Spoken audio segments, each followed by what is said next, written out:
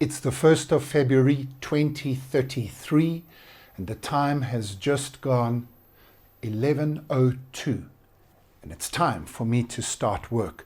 I'm starting today with a nice flavored water instead of my normal coffee because that's what the hyper-personalized peak performance app has suggested for me today. You see, in 2033, we are collecting and collating data taken from some of those devices that we wear, and we have a few of them implanted these days, collecting our health apps. It knows what I ate yesterday, how well I slept last night. It also knows what's on my plate for the day ahead, what work needs to be done, what meetings have I got, what deliverables are there, what are my stress levels, both professionally and personally.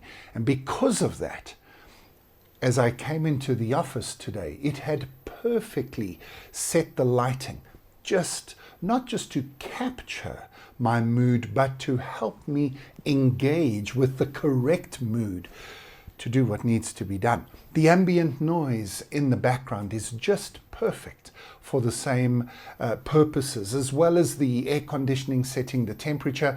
And in fact, I see that the chair that they've given me today is not the normal chair that I sit in.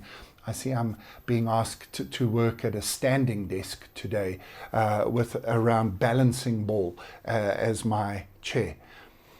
I'm excited about what needs to be done today, and I'm super excited about the environment, this hyper-personalized peak performance environment that has been set up just for me today. My name's Graeme Codrington. This is ThrowForward Thursday, and that is a picture of what the office might look like in the future if the office was really responsive to what it is that I needed to achieve today.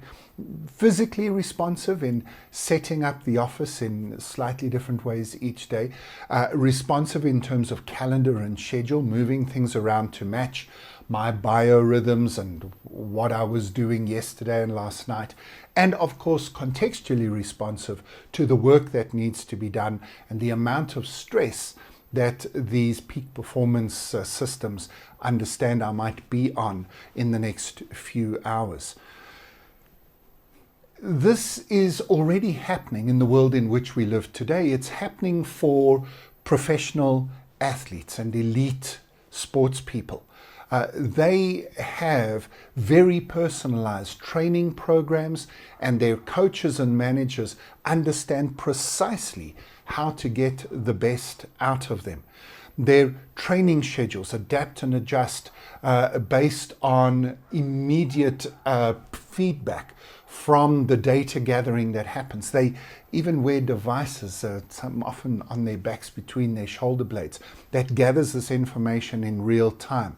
And in that way, coaches and managers are able to get the very best out of professional and elite sports people.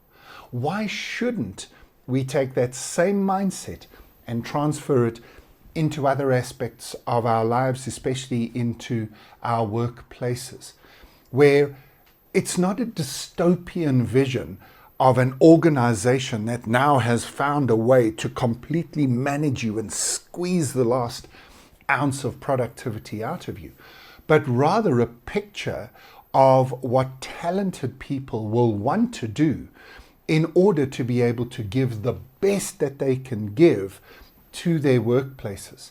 We can use this technology in different ways. We can use it for evil or for good, and I'm suggesting that we claim it for an environment in which people are desperate to give their best to their employer.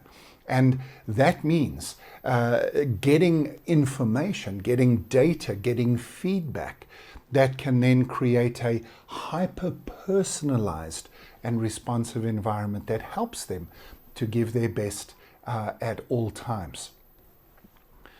The hyper-personalized peak performance workplace of the future is an interesting picture of the workplace however many years from now. But we can already start to do some of these things today. Welcome to peak performance, an entirely different way of thinking about how we manage the people in our workplaces and how we get the best out of them rather than just the most. Thank you, as always, for joining me in the future. I hope that the scenarios that we paint for you give you ideas for things you should actually start to do today. I'll see you next week in the future.